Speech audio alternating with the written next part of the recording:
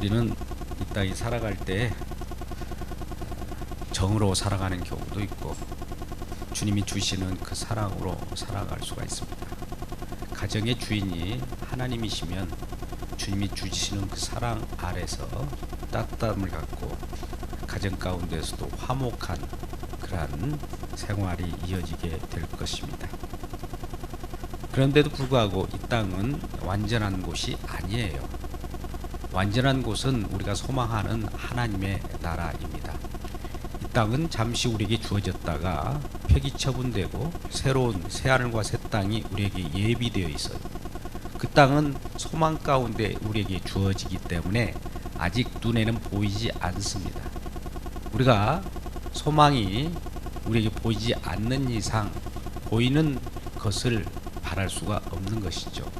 그 나라가 우리에게 다가올 때는 믿음으로 다가오게 됩니다. 그러니 이 현실 속을 우리가 들여다보면 다 엉망진창이에요. 만신창입니다. 전부 어둠이에요. 로마서 그래서 13장 12절에는 어둠이 깊어지고 낮이 가까웠으니 우리가 어둠의 일을 벗어버리고 빛의 갑옷을 입자 이렇게 말씀합니다. 13장 14절에는 오직 주의 이름으로 옷을 입자 이렇게 표현합니다. 빛으로 생명으로 오신 분이 예수 그리스도입니다. 어둠은 물러가고 빛 가운데 생명으로 잉태하는 새로운 생명들이 탄생할 것을 예고하시고 우리에게 옷을 갈아입도록 강요하고 있습니다. 여러분, 옷을 입으려고 하면 첫 번째 해야 될 일이 무엇일까요? 옷을 입으려고 하면 어떻게 해야 합니까?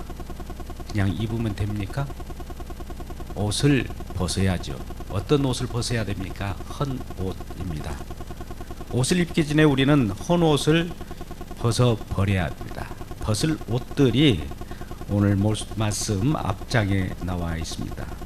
그 모든 옷을 벗어버려야 되는데 3장 5절에 그러므로 땅에 있는 지체를 죽이라 곧 음란과 부정과 사욕과 악한 정욕과 탐심이니 탐심은 우상 숭배니라 이렇게 하시고요. 8절에 이제는 너희가 이 모든 것을 벗어버리라 곧 분함과 노여움과 악의와 비방과 너희 입에 부끄러운 말이라. 예, 우리가 벗어버려야 할 것들이 이렇게 나열되어 있는데 궁극적으로 탐심으로부터 나타나는 것들이라 이거죠. 탐심으로 인하여 비방이 일어나고 탐심으로 인하여 부끄러운 말이 나오고 탐심으로 인하여 노여움이 나오고 탐심으로 인하여 악의가 나온다는 겁니다. 탐심이 무엇입니까? 우리의 욕심이죠. 그러면 우리가 욕심을 갖지 않는 사람들이 있습니까? 다 욕심이 있을 거예요. 욕구 충족이 있을 겁니다. 그렇다면 이 욕심은 한마디로 탐심이라고 하는데 탐심을 가지고 어떻게 나아가면 이것은 우상숭배니라 이렇게 5절은 말씀하고 있단 말이죠. 그러면 욕심을 가지고 소원을 빈다든지 욕심을 가지고 어떻게 나간다든지 하는 경우는 모두가 우상숭배를 하고 있는 거예요. 이럴 때 우리가 화들짝 놀라야 됩니다. 우리는 우상숭배를 하면서도 하나님을 섬긴다고 생각하는 경우가 많이 있습니다. 그런데 이러한 우리의 우상숭배적인 것을 하나님께서 날마다 말씀으로 공격해 오셔요. 말씀은 살아운동력이 있어 좌우에 날선 어떤 검보다도 예리하여 관절과 골수를 쪼개기까지 하며 우리 생각을 다 들춰내고 그 속에 생명을 심어 넣습니다. 우리의 부정, 사리사욕, 탐심 이 모든 것을 공격해 들어오면서 새로운 씨앗을 심어 넣는 것이죠. 그래서 우리는 이전 것은 지나가고 탐심은 지나가고 헌옷은 지나가고 새 옷을 입었을 때 우리의 생명은 어디에 있을까요? 우리가 눈에 보이는 곳에 있는 것이 아니라 골로새서 3장 3절 말씀을 보니까 이는 너희가 죽었고 너희 생명이 그리스도와 함께 하나님 안에 감추어졌느니라. 우리 생명은요 하나님 안에 감춰졌대요. 결과적으로 우리가 하나님 안으로 들어간 거예요. 우리가 실존적으로 이걸 증명해 달라고 하면 증명할 길은 없어요. 믿음의 눈으로 하나님의 약속으로 하나님께서 말씀하시니 그대로 받을 뿐입니다. 하나님 안에 우리의 생명이 있다. 우리는 이미 죽었고, 뭐가 죽었습니까? 아까지 육신적인 일, 사리사욕, 탐심은 죽었고 우리의 생명은 그리스도와 함께 하나님 안에 감추어졌다. 이렇게 말씀을 하시면서 아직도 이란 자로서 새 옷을 이제 입었는데 그런 것이 있다면 벗어버리라. 9절에 너희가 거짓말하지 말라. 옛사람과 그 행위를 벗어버리고 새 사람을 입었으니, 이건 미래적으로 입을 것이다가 아니에요. 입었다라부터 시작합니다. 새 사람을 입었어요. 예수 그리스도의 갑옷을 입었습니다. 주 예수의 이름을 우리가 입었어요. 그런 자로서 이는 자기를 창조하신 형상을 따라 지시까지 새롭게 하심을 받은 자니라. 하나님께서 우리에게 옷을 입혀놓고는 옷을 입은 대로 그대로 내버려 두는 것이 아니라 점점 하나님의 형상의 지식에, 하나님의 형상에 이르도록 계속 재청조, 재창조, 새롭게 하심을 계속 해 나간다고 하는 겁니다. 이란 일은 누구에게도 차별이 없다라고 말씀하시면서 거기에는 헬라이나 유대인이나 할레파나 무할레파나 야반이나 수구디안이나 종이나 자유이나 누구에게도 통일하게 차별 없이 다 함께 그 안에서 이 모든 것들을 우리에게 입혀 주신다고 말씀합니다. 그러고 나서 오늘 본문이 시작되는 거예요. 그러므로 너희는 하나님이 택하사 거룩하고 사랑받은 자처럼 긍휼과 자비와 겸손과 온유와 오래 참음으로 옷 입어라. 여기 말씀하시는 너희는 하나님이 택하셨다. 저와 여러분 하나님이 택하신 것을 아십니까? 할렐루야. 우리를 예정하시고 또 미리 아시고 예지하시고 택하셨어요. 하나님의 사람이라고 미리 점을 찍어놨다 이거예요. 그것이 우리는 요한복음 15장 16절 너희가 나를 택한 것이 아니오 내가 너희를 택하여 세웠나니 이렇게 말씀합니다. 우리가 하나님을 내 취사 선택으로 하나님 이런 신을 내가 모시겠다라고 하나님을 먼저 선택한 것이 아니라 하나님 우리를 선택하셨대요. 먼저가 있는 거예요. 우리보다 먼저 앞선 계신 그분 하나님이시죠. 하나님은 우리를 먼저 택하여 세웠다. 그리고 택하셨을 뿐만 아니라 거룩하게 하셨다. 우리는 세상 속에서 속세 속에서 살아갑니다. 우리 마음 가운데는 어둠이 있어요. 욕심이 있어요. 그런데 하나님이 거룩하게 만드셨답니다. 근데 우리 스스로를 거룩하게, 네 스스로 자가 발전으로 한번 거룩하게 해보라 해서 우리가 거룩할 수가 없어요. 우리가 표범의 검은 반점을 없앨 수 없고 구수의 여인의 그 흰 피부를 희게 할 수 없듯이 우리는 우리 스스로 깨끗게 할 수가 없어요. 그런데 히브리서 10장 10절 말씀 보니까 주 예수 그리스도의 몸을 단번에 들이심으로 우리가 거룩함을 입어버렸다. 한쪽에서는 무엇인가 희생과 헌신으로 단번에 제사, 완전한 제사로 죽음의 피를 흘리는 그 장면이 있고 우리는 그와 동시에 거룩함을 입어버린 거예요. 이게 대속의 은혜입니다.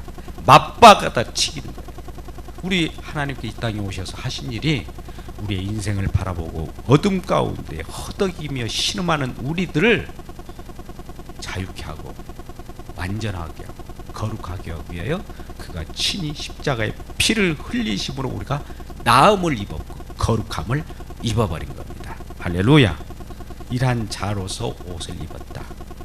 그리고 사랑받은 자처럼 실제로 우리는 사랑을 받았습니다. 요한일서 4장 10절 말씀 보면 하나님께서 우리를 사랑하셨대요. 우리가 하나님을 사랑한 것이 아니라 하나님 우리를 사랑하사 독생자 화목제물로 그 아들을 우리에게 보내셨으니 이는 우리 죄를 속하기 위해서다. 여러분, 아무리 이 세상에 위대하고 뛰어난 자가 있다 할지라도, 능력이 있다 할지라도, 권력이 있다 할지라도, 무기가 있다 할지라도 이기지 못하는 것이 있습니다. 바로 죄의 권세입니다. 죽음입니다. 죽음을 이길 수가 없어요. 죽음은 죄로부터 옵니다. 죄가 장성하고 잉태하고 장성한 즉 사망을 낳게 되는 거예요. 그러니 이러한 이 죄 문제는 누구도 인간 그 모든 인류 속에서 이걸 해결할 수 없기 때문에 무력해요. 모두가 그 권세 아래 죽어 있어요. 이러한 죽어 있는 자들을 하나님께서 속하기 위하여, 이러한 죄를 없애기 위하여, 죄를 박멸하기 위하여 누구를 보내셨다고요? 하나님의 아들을 이 땅에 어떻게 보냈어요? 화목제물로 제사를 지냄으로 말미암아 이 우리 죄가 사함을 받는 거예요. 죄가 떨어져나요. 죄가 없어져요. 신비하죠? 우리는 구약의 제사 제도를 알 겁니다. 성막에서 성전에서 짐승을 잡아서 그 피를 흘림으로 그 제사상이 한 번씩 1년에 7월 10일 날 그 성전 지성소에 들어가게 됩니다. 그것도 목숨을 담보하지 못하기 때문에 그 발에 끈을 달아서 혹시나 거룩한 지성소에 들어가가지고 그 대제사장이 잘못이라도 하면 즉사하기 때문에 소리가 없으면 그걸 끄집어내야 돼요. 이러한 불완전한, 그러면서도 1년에 한 번씩 그렇게 함으로 우리가 색제 제사를 드림으로 계속 반복해야 돼요. 계속 제사를 드려야 돼요. 계속 짐승이 죽어나가는 것이 엄청나기 때문에 그 지역은 피비린내가 그 너무나 그 지역을 편망케 합니다. 그런데 예수 그리스도께서 이 땅에 오셔서 단번에 골고다 십자가에서 제사를 완전하게 드려버린 거예요. 완전한 그 속죄 제사가 이루어졌기에 우리에게는 죄 사함을 받게 되고 우리에게 생명이 살아나게 되는 겁니다. 하나님과의 연결이 되어야 이게 우리가 하나님께서 생명을 공급을 받고 살아가는 생명이지 않습니까? 그 생명에서 떨어진 관계 속에서 다시 연결된 거예요. 연결되는 그 중간에 중보자로서 예수 그리스도께서 연결하면서 죽으셨어요. 연결하면서 자기 몸을 모든 것을 내어주고 이것이 내 생명이요 내 언약의 피라고 하면서 자기 자신을 우리에게 던져버린 겁니다. 우리를 살리시려고. 이러한 사랑 있으면 나와보라고 그래요. 많은 사람들이 사랑 얘기를 합니다. 자녀의 사랑 중요합니다. 부모와 자녀 간의 사랑 중요해요. 남녀 간의 에로스 사랑 중요하죠. 생명을 걸고 서로 쟁탈전을 갖는 그런 사랑도 중요하지만 일방적 내 모든 것을 다 주어버리기까지 이렇게 우리를 살리시려고 자기 몸을 주어서 주는 것으로 끝나는 것이 아니라 우리를 살려야 이게 사랑인 거예요.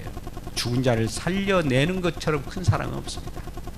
여러분 가정의 달에 혹시 예수를 믿지 않고 죽어가는 인생이 있다면 그분에게 예수 그리스도의 십자가의 사랑을 전하여서 그들도 생명을 얻을 수 있는 이 사랑을 전달하기를 주의 이름으로 축복합니다. 이러한 사랑을 받은 자로서 이제 5가지의 덕목으로 옷을 입으라고 합니다. 첫째, 긍휼. 여러분 긍휼은 무엇일까요? 이 사랑의 하나의 표현인데요. 우리가 어떤 사람을 용서할 수 없고 정말 법에 의해서 어떤 규범에 의해서 처단해야 하지만 그럼에도 불구하고 용서해 주는 것을 긍휼이라고 합니다. 심한 표현을 하면 때려 죽여도 시원찮는데 훈방해 주는 거, 이거 것을 긍휼이라고 하죠. 이런 것으로 우리가 옷을 입어야 되는 겁니다. 우리에게도 그런 감정이 있을 거예요. 여러분들 격병하고 격동하는 그런 원수 간의 어떤 격동이 있다 할지라도 저건 내가 가만히 두지 않겠어 라고 하는 그런 마음이 있다 할지라도 그것을 용서할 때 하나님께서 우리에게 옷 입혀 주신 거예요. 이게 긍휼이에요. 또 두 번째 자비. 이 자비도 같은 맥락에서 이해해야 됩니다. 모든 선한 것을 베풀고 주어진 것이 내가 남보다도 더 많이 가졌다면 그것을 같이 나누고 하는 것들이 있어진다는 것이죠. 겸손. 여러분, 겸손이 뭡니까? 어떤 많은 사람들이 인정을 받으려고 하는 것이 겸손일까요? 아니죠. 남을 낮게 여기려고 내가 낮아지는 거예요. 예수님께서는 예루살렘 성에 십자가에 못 박기 전에 만왕의 왕으로 오셨어요. 그 만왕의 왕의 취임식에 뭘 타고 들어오신지 아세요? 나귀를 타고 오셨죠. 그 나귀도 나귀 새끼. 겸손해요. 아니, 만왕의 왕, 우주 창조하신 그 창조주가 아주 볼품없는 그런 짐승을 타고 온다는 것은 우스꽝스럽잖아요. 많은 사람이 볼 때 볼품없어 보이잖아요. 볼품 없이 보이지 않게 희미하게 꺼져가는 것처럼 숨어서 하나님은 겸손한 모습으로 들어옵니다. 그러니까 하나님을 발견하기가 쉽잖아요. 겸손한 곳, 낮은 곳에 가면은 그곳에 하나님께서 함께 계셔요. 하나님 만나시려면 여러분, 겸손한 곳에 가시면 그분이 그곳에 계시면서 평안함을 우리에게 주십니다. 이러한 겸손이 저와 여러분에게 임하기를 주의 이름으로 축복합니다. 온유, 그 다음에 온유가 나옵니다. 하나님의 사랑을 받고 하나님 안에 거하는 자. 요한복음 14장 20절 말씀 가운데는 성령이 임하면 우리가 예수님께서 말씀하실 내가 아버지 안에 너희가 내 안에 내가 너희에게 안에 있는 그런 상태가 있을 것이다. 이게 성령 상태입니다. 성령의 열매는 무엇입니까? 갈라디아서 5장 21절 22절 말씀 가운데 나타나는데 성령의 열매는 사랑과 희락과 화평과 오래참과 자비와 양성과 충성과 온유와 절제니 할 때 이 온유라고 하는 그 부분으로 나타납니다. 여러분, 온유라고 해서 성격적으로 온순하다 이런 것이 아니고, 온유라고 하는 것은 성령의 역사인데 무엇인가 그 속에서도 활동력이 있습니다만은 많은 부분들을 상한 심령을 가지고 나타날 때 상대방을 이해하고 그것을 바라보면서 측인히 여기는 그런 마음들을 온유라고 하는 것이죠. 이러한 온유가 성령 안에 충만히 여러분 가운데 임하기를 주의 이름으로 축복합니다. 오래 참음. 여러분 많이 참고 살죠? 참지 않으면 어떡할 거예요? 참고 살 수밖에 없는 현실 속에서 정말 그렇죠. 끌어올리는 그런 것도 있잖아요. 근데 그 스스로 내가 잠재울 수가 없어요. 하나님, 나를 좀 잠재워 주세요. 참게 해주세요. 이렇게 주님의 은혜로만 이게 이루어져요. 아까 그랬잖아요. 내 능력으로 내 스스로가 잠재울 수가 없고 내 성격을 이길 수가 없는 거예요. 그래서 그리스도의 옷을 입으라고 해요.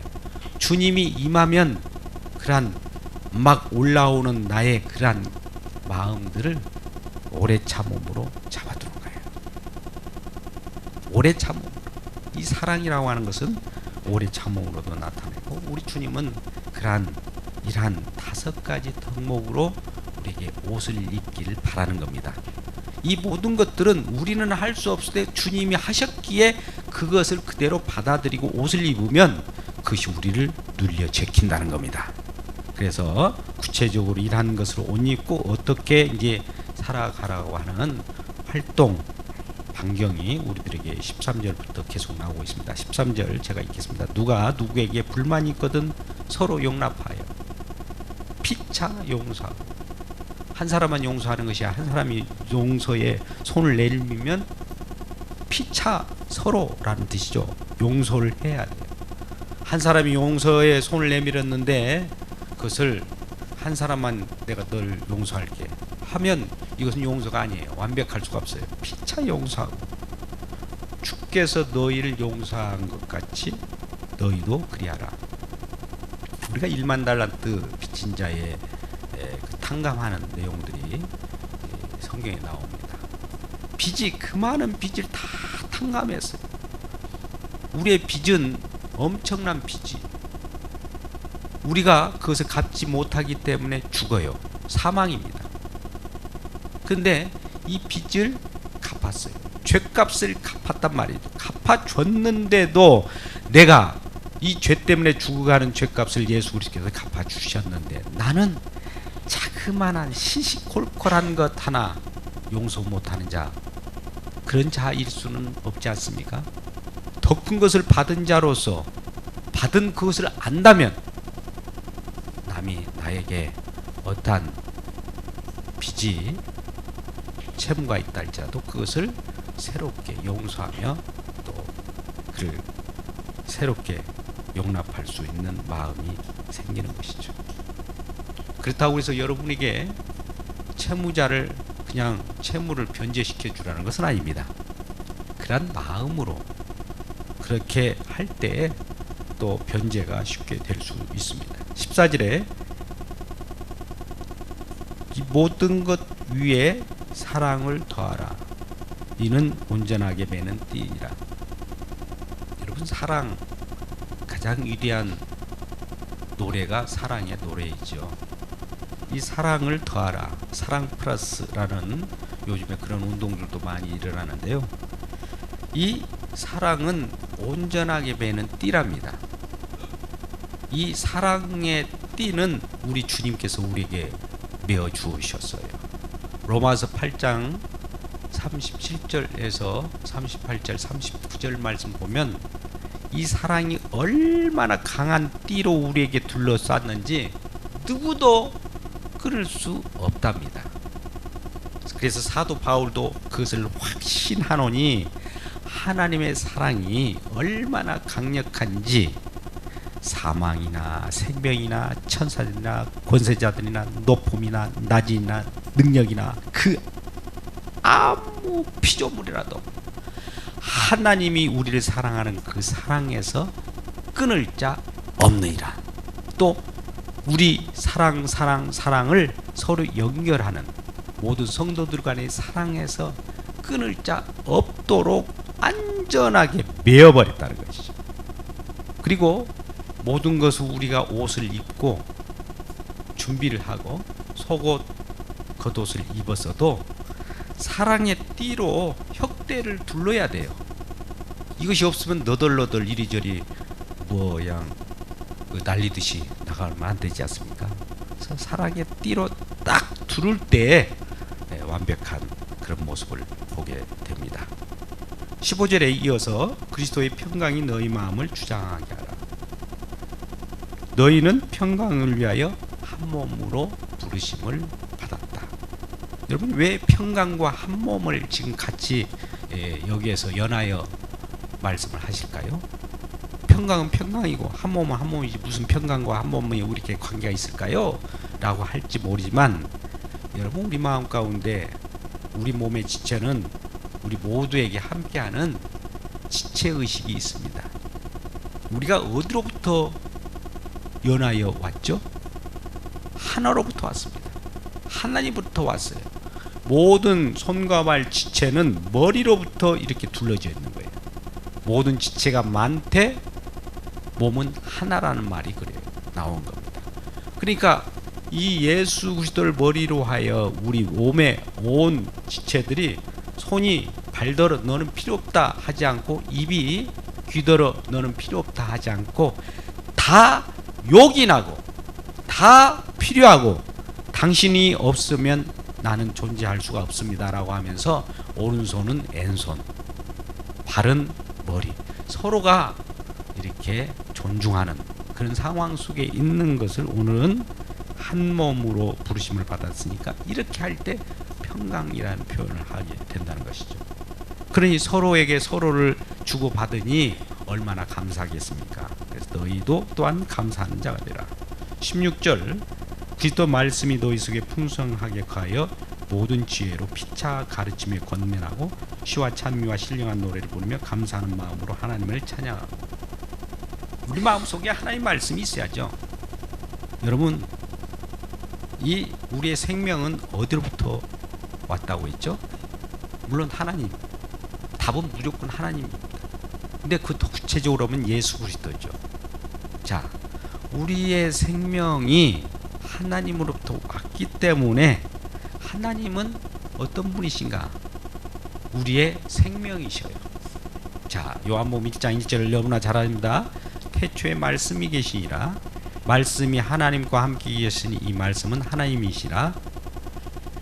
그가 태초에 하나님과 함께 계셨고 만물이 그로 말미암아 지은 바 되었으니 지은 것이 하나도 그가 없이 된 것은 없느니라.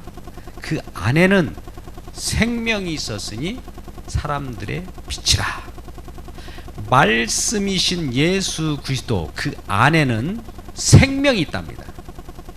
말씀 속에만 생명이 있지 말씀 밖에는 생명이 없다는 거예요. 그러니까 우리 마음 가운데 말씀이 임하면 생명이 임한 거예요. 그래서 이 말씀이 생명이 되어서 어떤 일을 우리들을 생동감 있게 생명이 있음을 알려주는 거예요. 서로 간에 나도 생명이 있어, 당신도 생명이 있어. 그래서 생명의 말씀, 하나님 말씀을 서로 권면하고 당신도 이 성경 말씀을 통해서 생명을 얻었군요. 나도 이 성경 말씀을 통해서 하나님의 긍휼과 자비로 생명을 얻었습니다. 라고 서로 가르치게 된다는 것이죠. 피차 권면하는 거예요. 이것은 누가 잘 먼저 알아서 이렇게 한 사람에게 전하는 것이 아니라 먼저 당신도 하나님을 만났던 것, 나도 하나님 만났던 것을 서로 이렇게 확인해 보니까 맞더라 이거죠. 우리 예수를 믿고 구원받은 형제들입니다. 그런데 어떤 사람도 당신도 구원받았습니까? 라고 할 때 서로 말씀으로 피차 권면해 보면 알아요. 왜요? 한 곳에서 나타나는 생명이기 때문입니다. 말씀으로 나타난 생명이지 말씀이 아닌 이 땅에 어떤 것 가지고 나타나는 것을 생명이라고 얘기한다면 그건 아닙니다 라고 해 줘야 돼요. 그건 아닙니다 라고 얘기해 줄 수 있는 용기가 있기를 주의 이름으로 축복합니다. 오늘날 교회 가운데 나온 모든 성도들 가운데서도 가끔 생명의 말씀을 전한다고 하면서 세상 소리를 하는 경우가 있어요. 세상 소리는 그 속에는 생명이 없어요. 그러면 하늘나라 세계를 얘기해야 되는데 이란 것은 시차 서로 간에 피차 권고함으로써 권면함으로써 알게 되는 것이죠. 그렇다고 해서 먼저 내가 배웠으니 내가 더 우쭐하게 많이 알아, 아무 의미가 없습니다. 서로 생명을 나누는 관계 속에서는 지식의 우열이 있을 수가 없어요. 이 땅의 모든 지혜와 지식이 있다 할지라도 이 지혜와 지식을 잘못 사용하면 생명을 앗아가는 그 지식과 지혜일 수도 있어요. 무기를 만들어도 평화를 유지하기 위한 무기가 있는가 하면 평화를 해치는 무기도 있기 때문입니다. 그러니까 하나님 말씀을 하나님 말씀답게 서로 피차 권면할 때 서로 차별이 없고 균등해질 때까지 서로 이러한 말씀을 같이 나누기를 주의 이름으로 축복합니다. 시와 찬미와 신령한 노래는 말씀을 표현할 때 다윗은 시편을 통해서 말씀을 표현했고 찬송했고 또 그러한 노래를 불렀습니다. 그럼으로써 하나님께 찬양하고 17절 우리 다 함께 17절은 같이 읽겠습니다. 시작. 또 무엇을 하든지 말에나 일에나 다 주의 예수의 이름으로 하고 그를 힘입어 하나님 아버지께 감사하라. 이 말씀은 무엇일까요? 무엇을 하든지 오늘 설교 제목이 무엇을 하든지 이렇게 하라 라고 했어요. 무엇을 하든지 이렇게 하라. 어떻게 한다고요?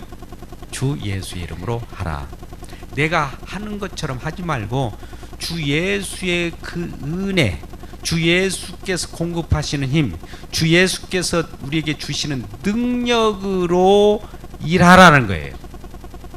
자가 발전으로 일하지 말고 내 것으로 일하지 말고요. 우리 육신은 이런 경우가 있어요. 하나님께서 주시는 능력으로 한 거하고 내 육신으로 한 거하고 차이는 뭐냐? 내 육신으로 한 것은 꼭 보상을 요구합니다. 그런데 하나님께서 주시는 힘과 능력으로 하는 것은 보상을 요구하지 않아요. 왜요? 하나님 하셨기 때문에. 근데 내가 내 힘으로 했으면 꼭 무엇인가 보상을 노리고 그렇게 되어 있는 거예요.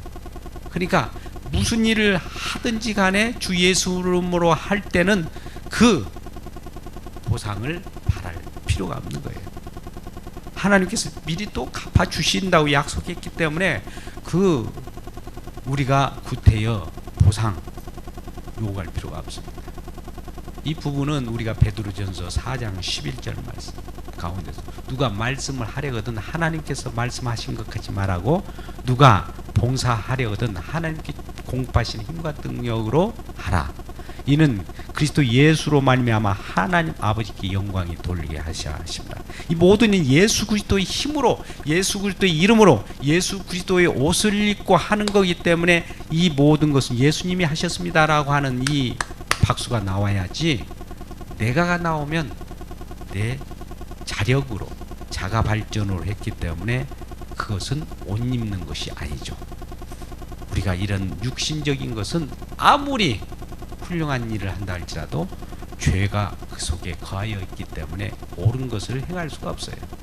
그래서 주님의 옷을 입고 주 예수 이름으로 할 때마다 주님께 영광이 될 때 일한 자를 충성된 종, 내 충성된 종아, 내가 작은 일에 충성하였음에 넓은 것으로 많은 것으로 너에게 갚아주시리라, 이런 약속을 하신 것이죠.